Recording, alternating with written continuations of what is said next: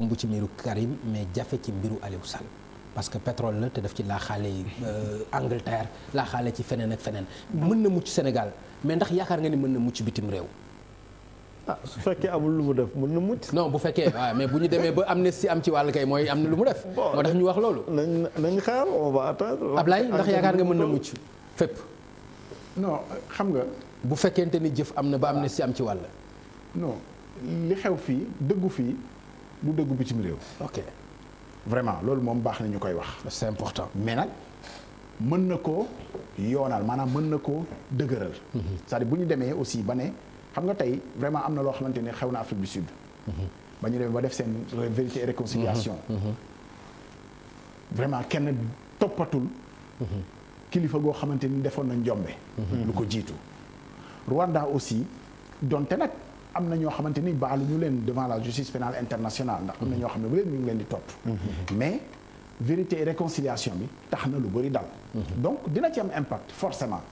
maintenant est-ce que dana tax justice yenn pays yi nga xam ne saisir nañu leen pour ñu leeral ko du ñu ca topp gëwma ko. mais nag dana ko dooleel en tout cas. d'accord Thierno. dama la dégg. nga am loo junj sànq nga ni nañu bu ñu suul mbiru Khalifa Sall di sulliwaat beneen coow ci mbiru Ousmane Sonko wala leneen ndax da nga xalaat ni lu mel noonu mën na am. ragal naa mu am mais ñaanuma yàlla mu am parce que comme ni ma ko waxee on est en démocratie c'est-à-dire nit ñi suñuy xeex nañ ko def à la loyale. un gentleman agreement. Voilà. Après les choses continuent. bañ a laqatu ci leneen di def parce que nee nañu l'Assemblée est convoquée en session extraordinaire. xamaguñu ordre du jour bi lan la. bon certainement affaire Sonko bi ñu si bokk ak yeneen. donc loolu laay ragal moo tax ma ne li ñu fi ñu jógee yàlla buñ si delluwaat mu nekk ay règlement de compte. foofu laay waxee ko. d'accord léegi ci li ma bëgg ñu dellu si ci muy mbiru Khalifa Ababacar Sall dem na kaso bi mu demee xam nga ni ci la nekkatul maire de Dakar ci la nekkatul député à l'Assemblée nationale ci lañ ko dàq parti socialiste. tey lan la mën a xeexee ba mën a teg loxo ci ambition yi nga xam ni mi ngi ko am ak ñi mu àndal pour yow.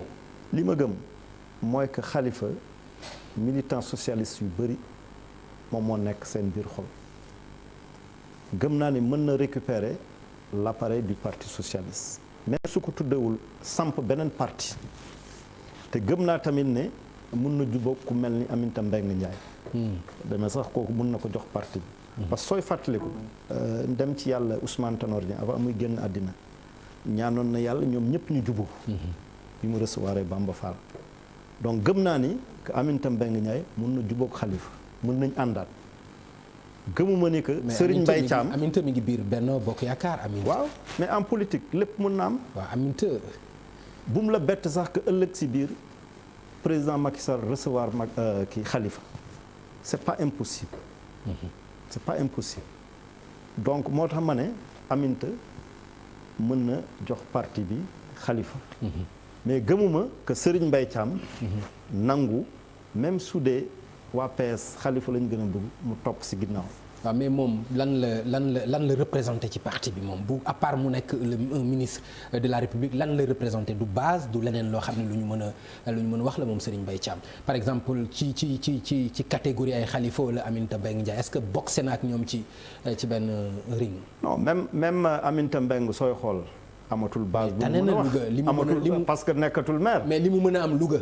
au moins tane na au moins xam nga ni nekk voilà Serigne Mbaye Thiam mënoo wax ne am na fu mu am base. du Kër Madiabel du Kaolack et cetera. ok peut-être maintenant su fekkee la scène politique day recomposé wu mu am ñu nga xam ne feeñal nañ seen ambition si APR pour nekk candidat en 2024 xëy na mu ànd ak ñooñ wala xëy na moom si boppam mu samp ndëndëm. d'accord ëllëg bi naka nga ko gisalee Khalifa Abdoulaye Poul malgré que vraiment lu bari dañ na ci ay laafam mën nañ ko wax. waaw bu parti socialiste moom je pense que c'est réglé delloom parti socialiste parce que loolu defe naa ne yéene Ousmane Tanor Dieng la.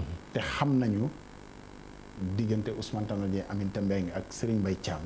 non mais boo ma waxee delloo parti socialiste daf may jaaxal. parti socialiste mi ngi ci biir Benno Bokk Yaakaar Khalifa nekkul ci biir Benno Bokk. comment attention il n'est pas dit que Khalifa day dugg parti socialiste pour génne parti socialiste Benno Bokk Yaakaar attention parce que Khalifa Sall nekkoon na parti socialiste nekk Benno Bokk Yaakaar.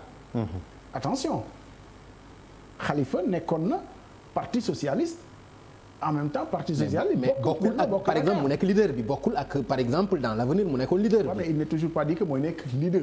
maintenant lu mën a nekk la. ok mais xam nga aussi am na loo xam ne jarul naxante. parti socialiste 2024 su Macky Sall bokkul ci élection yi te loolu la ñu jàpp. parti socialiste mënul bootu ci beneen parti. c'est-à-dire mën nañu dem wut seen candidat après deuxième tour ñu xool nu ñuy def. ba léegi ñu am un cadre plus large. c'est-à-dire loolu aussi loolu la ñu war a egg.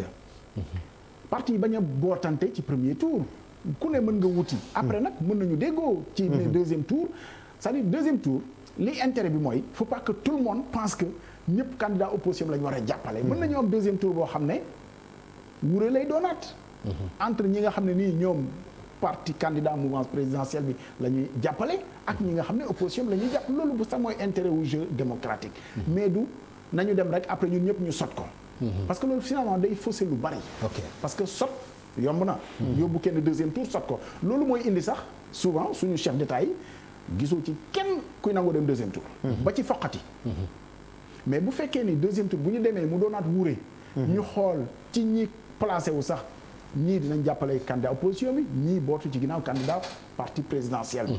bu boobaa xëy na ñi nga xam ne ñoo fi nekk président danañu nangu sax di espérer deuxième tour. mais lu tax duñu ko nangu parce que dañu naan non bu ma demee ñoom ñëpp dañ may sot donc. bàyyil ma nga mu foqati dès le premier tour. donc loolu suñu ko réglé ba pare am na loo xamante ni dafa aajowoo ci suñu parti yi ni ñu bindee ci question bi nga posé ci Serigne Mbaye Thiam. dañoo mës a nangu ni am na ay cadre politique yoo xam ne laajuñu leen base. ñoom dañuy nekk cadre politique rek bokk ci structure des cadres boo jëlee parti yu bari am na ñi nga xam ne ñoo nekk ci structure cadre yi ñooñu moom laajuñu leen base laajuñu leen dara ñooñu dañuy nekk ci cercle de réflexion rek di réfléchir. donc defe naa ni Serigne Mbaye Thiam aussi histoire politique am ci foofu la soqeekoo. jéem naa en base Kër Madiabel mais xam nga quand tu as en face. quelqu'un comme Moustapha Niasse.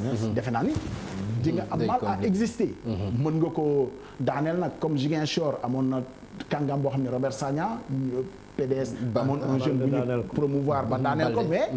avec l'aide quand même du président Abdoulaye Wade. jàppale ko jox ko doole ba daanaka PDS dafa investir lu mu am yëpp. à Ziguinchor pour mën a jële bon Macky Sall deful loolu parce que Moustapha Niasse alliéem la.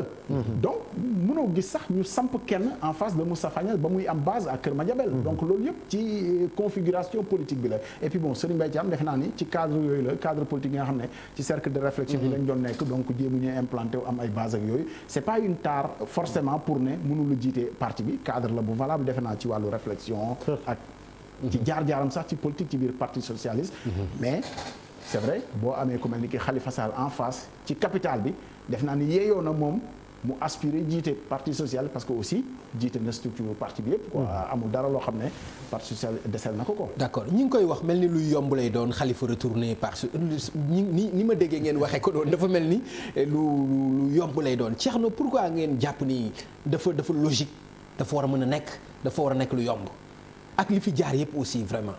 non man gëmuma nga xam ni nekk na ci kaso bi ñu bëri ci cadre yi ñuy wax ñëpp kenn demul seeti ko kaso kenn déggul ñu wax lu ko défendre yaakaar nga dina yomb.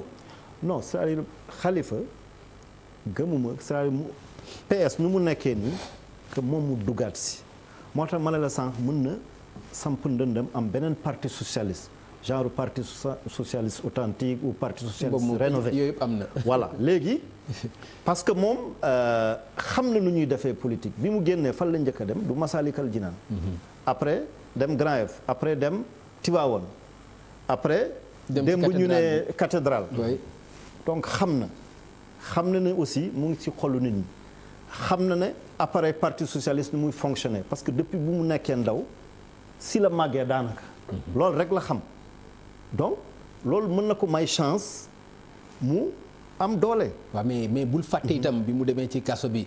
ñi nga xam ne ñoo nekkoon ay maire commune yi nga xam ni daanaka moom moo tax ñooñu ñëpp après dañu dem. mais am na soo gisee ñu ko topp keroog mais c'est des jeunes yu nga xam ne ils vont voter et puis léegi moom Dakar rek la amoon une base li mu génn li mu nekk kaso bi daf koy may une autre dimension nationale. donc day élargir ses bases. te gëm naa ne dina mën a allié ak ñeneen. d'accord ñoom Cheikh Gueye Barthélémy et cetera. waaw Ablaye dafa mu wax bi ñuy wax boobu ba léegi dañuy wax 2024 génn ci président.